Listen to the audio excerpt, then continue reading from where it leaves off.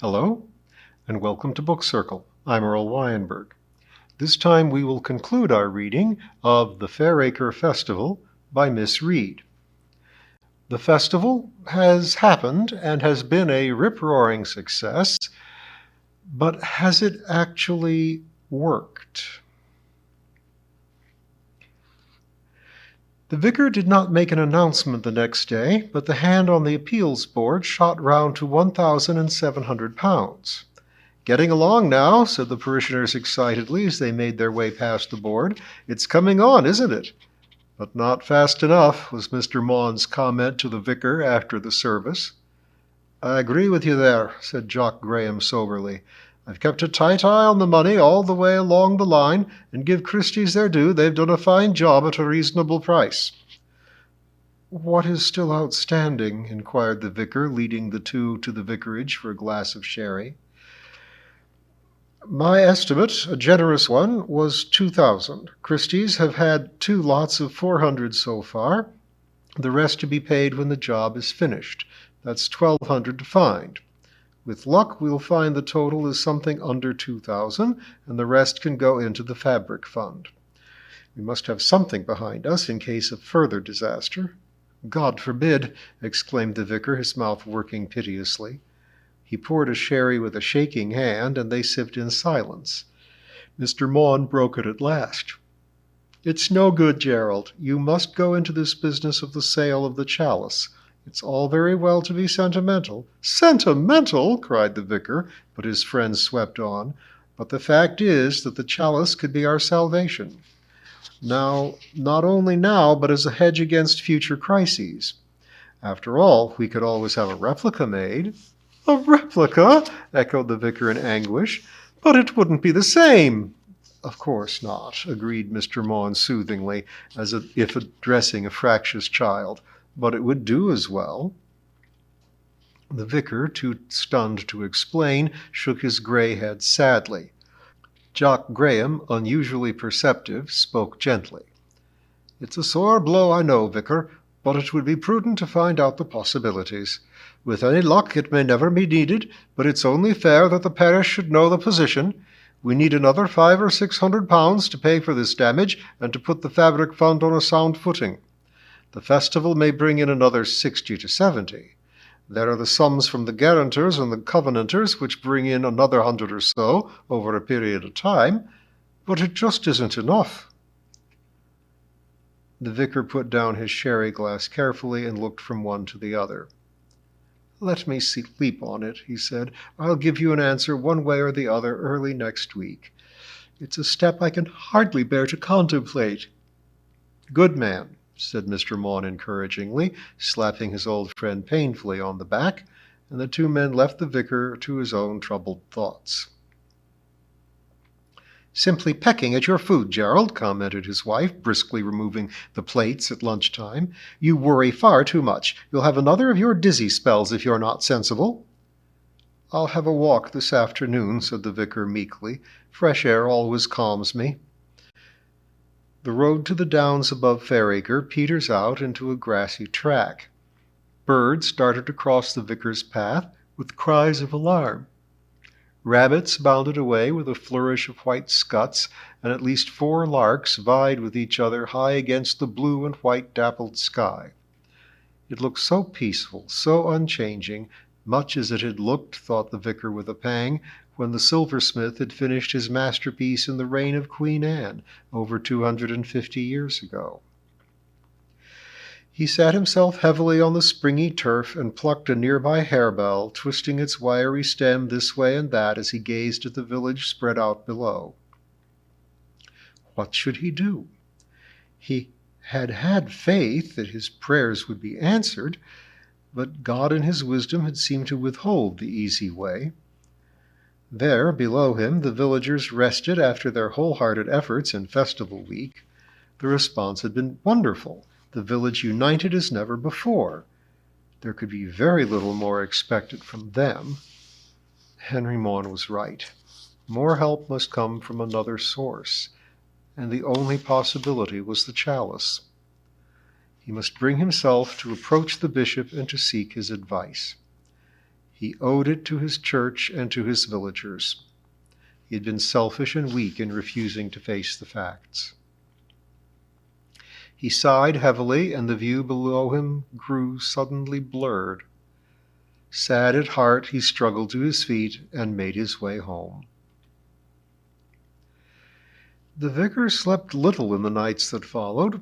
He had met Mr. Maughan and Jock Graham and agreed reluctantly to consult the bishop.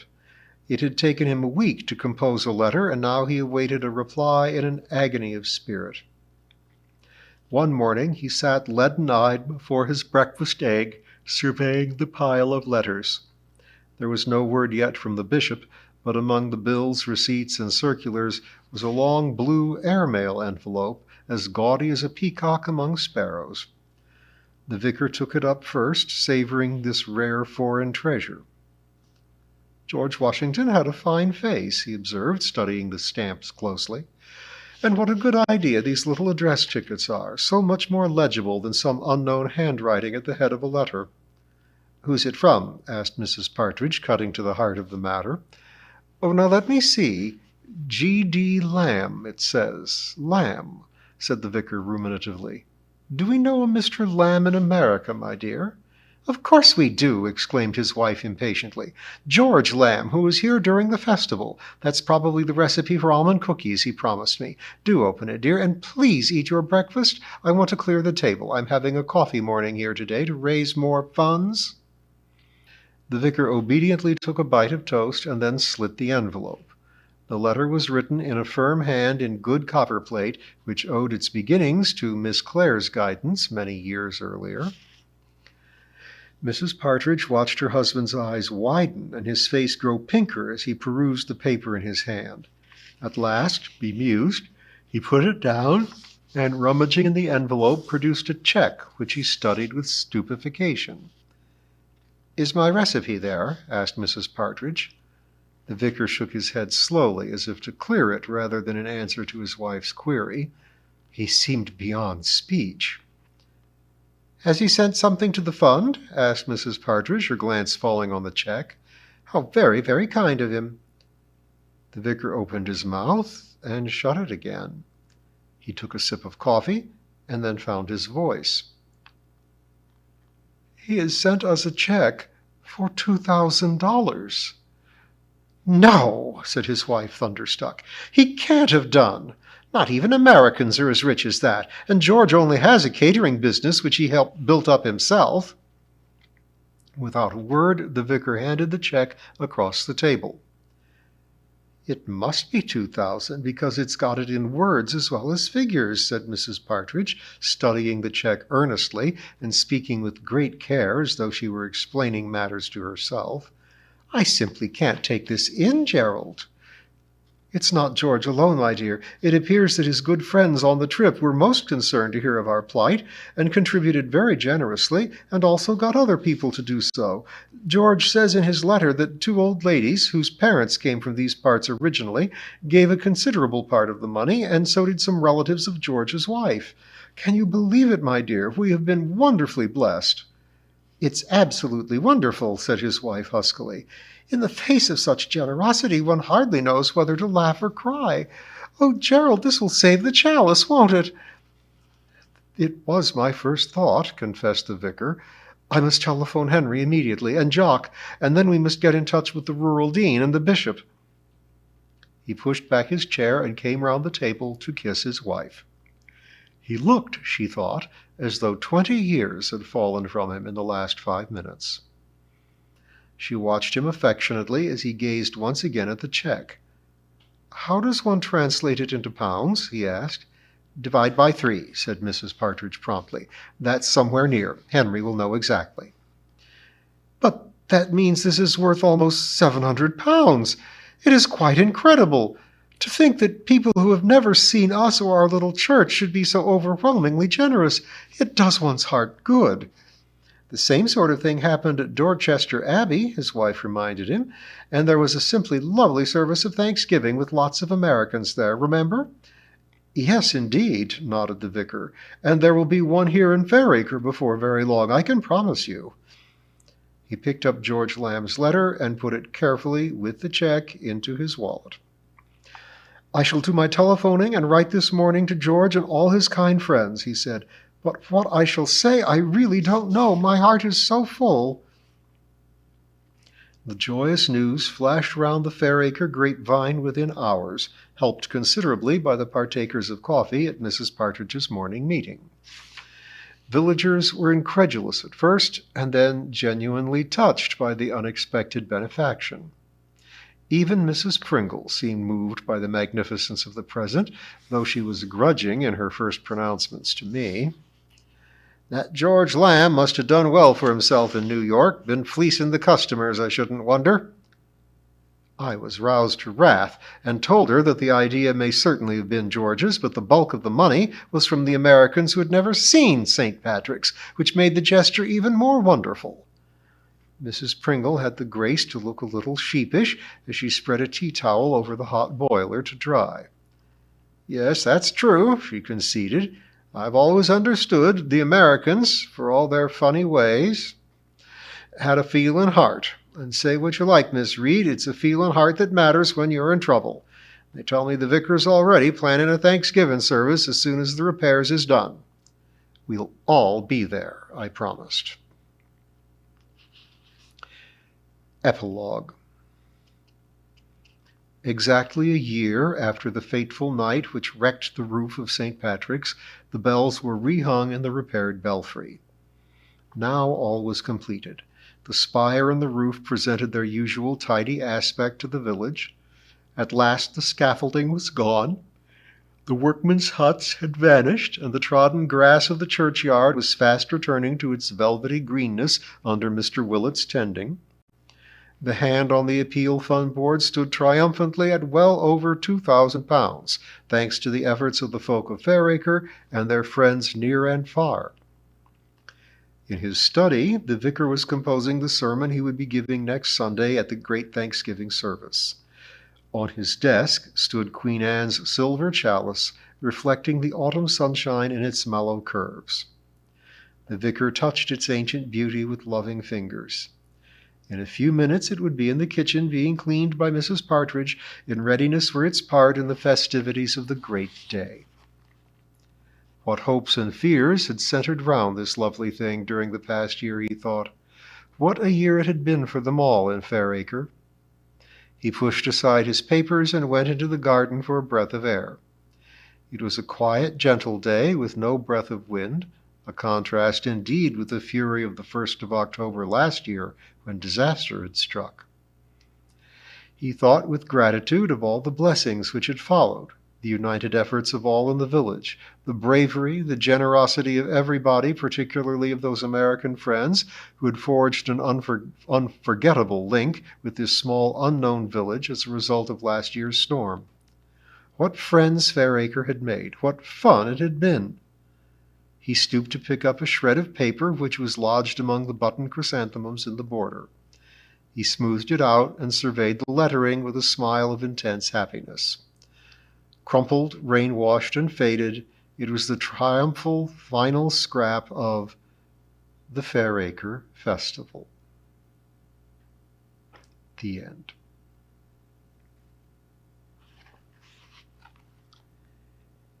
And we now have time for the beginning of our next Miss Reed book, Early Days, which comprises 2 shorter works, A Fortunate Grandchild and Time Remembered. Foreword. Other people's lives are always interesting. We may only get a glimpse from a train window of a woman pegging washing in a boisterous breeze, or a man being tugged along a pavement by a Labrador, or a child bouncing a ball in a suburban backyard, but for that moment we touch lives. Sometimes the contact is not visual, but oral. We overhear the sad tale about a visit to the hospital, or the outraged account of a neighbor's misdoings, and again we are in touch. That we are interested in others' lives is proved by the popularity of biographies and autobiographies. The bookshops are full of accounts of the lives of the great and good, or even bad, which often sell well. Various factors motivate the writers of such works. They may be fascinated by military history and set their sights on Napoleon or Julius Caesar. It may be the great figures of the ballet world that fire them, and off they go researching the lives of Nijinsky and Pavlova.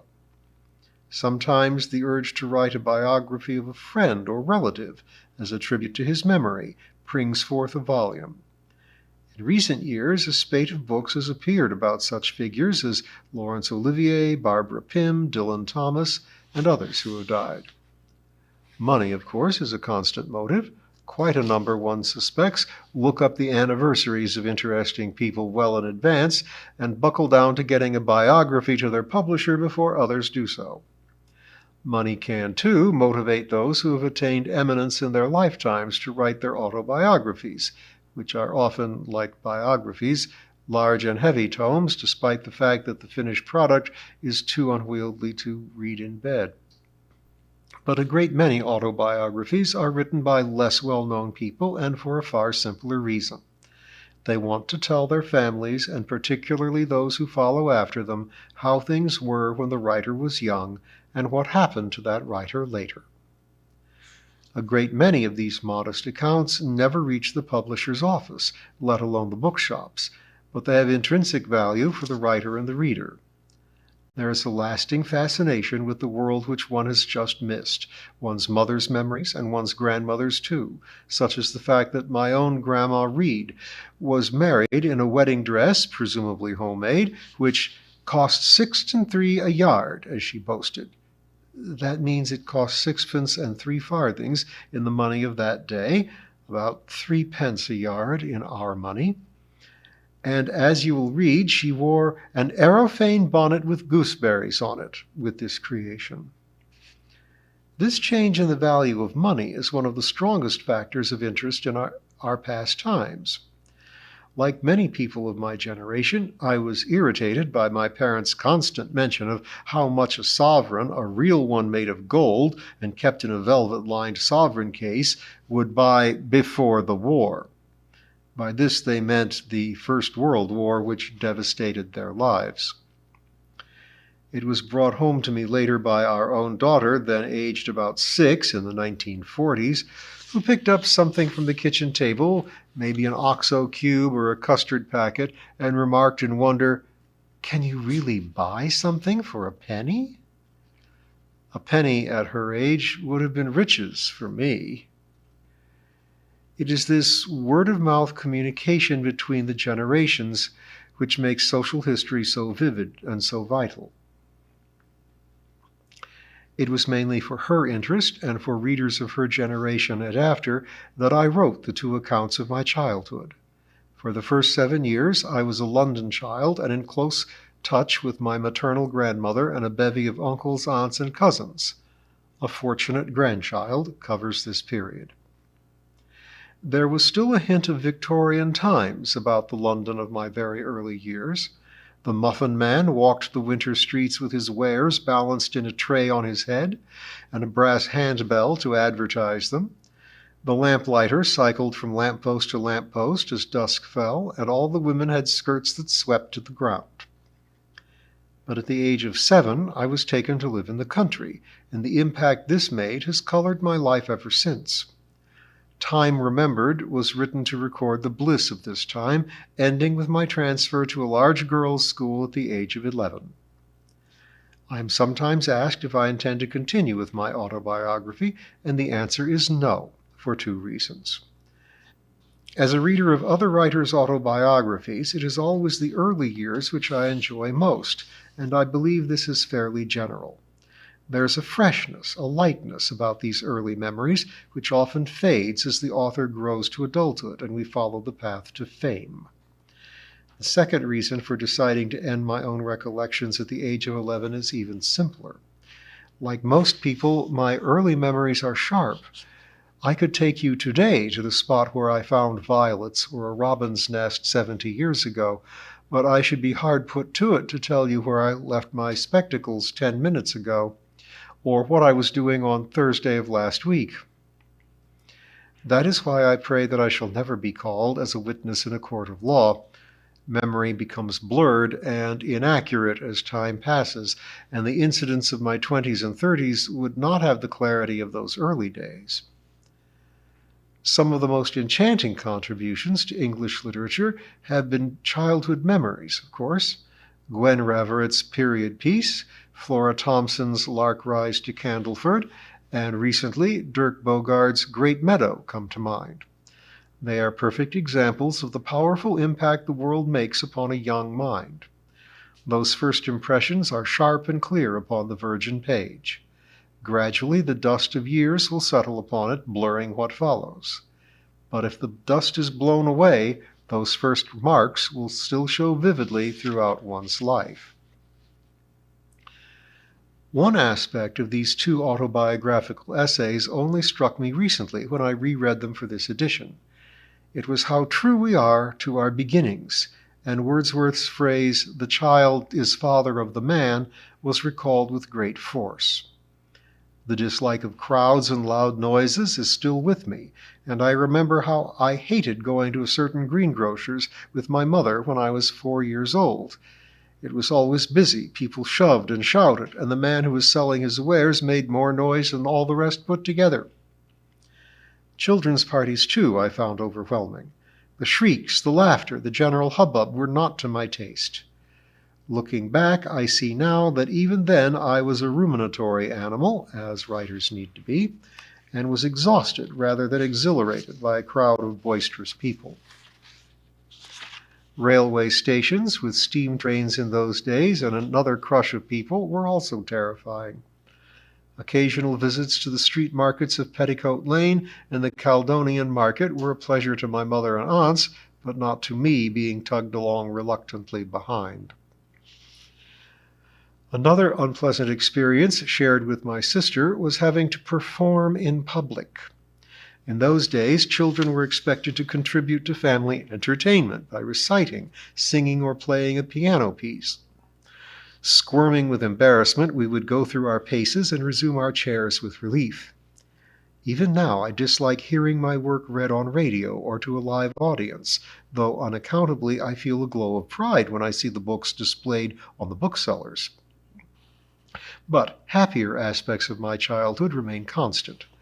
I gain the same thrill today as I did then if I come across a rare wildflower, such as a bee orchid, or catch a glimpse of a woodpecker or a kingfisher. When Wordsworth said, "My heart leaps up when I behold a rainbow in the sky," we may feel that the sentiment is a little exaggerated, but we know exactly what he means. Another influence upon those of my generation was the Great War, as it was then called. Its shadow hung chillingly over our childhood, no matter how bravely the adults tried to shelter us from it. We were brought up in a mainly female world, while the men fought far from home. Food was in short supply, and we London children anyway knew air raids firsthand. We recognized sorrow, too, on the faces of aunts and uncles, both kindred and adopted, when bad news arrived, and we saw the limping men in hospital blue struggling about the streets. It is these early memories, I believe, which make my generation deeply moved by the poetry written at that time, and, perhaps more than most, we feel such desolation when coming across those heart-rendingly long lists of names on the walls of churches, chapels, colleges, schools, and village war memorials commemorating the illustrious dead. Earlier, I mentioned that one of the pleasures of reading autobiographies is the emergence of the grown character and his attainments. Although I have not written about my adult years and do not intend to in book form, it may be of interest to readers, and even more so to incipient writers, to give a brief account of what befell me after the age of 11 when I left my beloved village school in Kent. My career at Bromley County School was undistinguished, and by the time I was due to leave at the age of 18, I only knew vaguely that I should like a job with books and that I should like to write. My parents sensibly suggested that I should spend 2 years training to be a teacher, collect some qualification which would support me throughout life if need be, and do any writing in my spare time. This project was heartily endorsed by my Aunt Rose, herself a competent infants teacher, and I went off to Homerton College, Cambridge, where I made several dear and lifelong friends and fell in love with the city of Cambridge. The grace and diversity of the university's buildings, complemented by the market town atmosphere, delighted me. And even more powerful influence was the River Cam. Brought up on the windy heights of the North Downs, I knew little of rivers or their joys. The mighty Thames I knew well, of course, but I had never before come across a river that ran, small and friendly, right through a town, creating its own swath of beauty. The Cambridgeshire countryside was a complete contrast to my native Kentish landscape. I liked its flatness, its enormous skies, and farther north the austere beauty of the fens in the winter. My horizons were broadened in the literal sense, and when I went to a college friend's home and was introduced to the Lake District, I realized how deeply moved I was by all the diversity to be found in even such a small country as England. After 2 years in Cambridge, I went to Middlesex to teach in a large new school. Within a few years, war arrived in September 1939. I married in the following year and went to live in Witney, Oxfordshire, where our daughter was born and where I discovered the charm of yet another area, the Cotswolds. This appreciation of my surroundings has always been a vital contribution to my life and later to my writings. At the northern end of Witney is Wood Green, and this was the setting for the Thrush Green novels, which I wrote some 20 years later. After the war, we moved to the Newbury area, where my husband returned to his teaching post at St. Bartholomew's Grammar School. We lived in a nearby village for some years, and later to our present home over 30 years ago. Our daughter lives and works in the adjoining county of Oxfordshire, only a few miles from her birthplace. I also did short spells of teaching in local village schools and started my writing career by sending work to various journals such as the Times Educational Supplement and Punch. A collection of these light essays or short stories has recently been published under the title Tales from a Village School. In 1955, my first book was published by Michael Joseph and Penguin, and since then they have taken one a year, so I have been busy ever since. Whenever I start a book, it is the place which comes first and the people second. I like to have the setting clear in my mind before I set the actors to work upon the stage. To most novelists, I believe their work can be construed as figures in a landscape. My novels tend to be a landscape with figures. Luckily, readers seem to like it that way. So many people intend to write down their memories, and to all those would-be autobiographers, I venture to give this advice. Do the job for your own enjoyment and for the sake of those who come after you. You will be providing a valuable social contribution, whether it finds a publisher or not. Some of those which I have enjoyed most have been privately printed and given enormous pleasure to family and friends. It is not an easy task, but it becomes more absorbing as the memories start to flow. And for those who have had the foresight to keep diaries, the outcome is infinitely more accurate, of course. You hold my effort in your hands, and if it does nothing more, I trust that it will stir early memories and encourage you, perhaps, to set down your own. And we will hear Miss Reed's personal, real-life early memories beginning next time.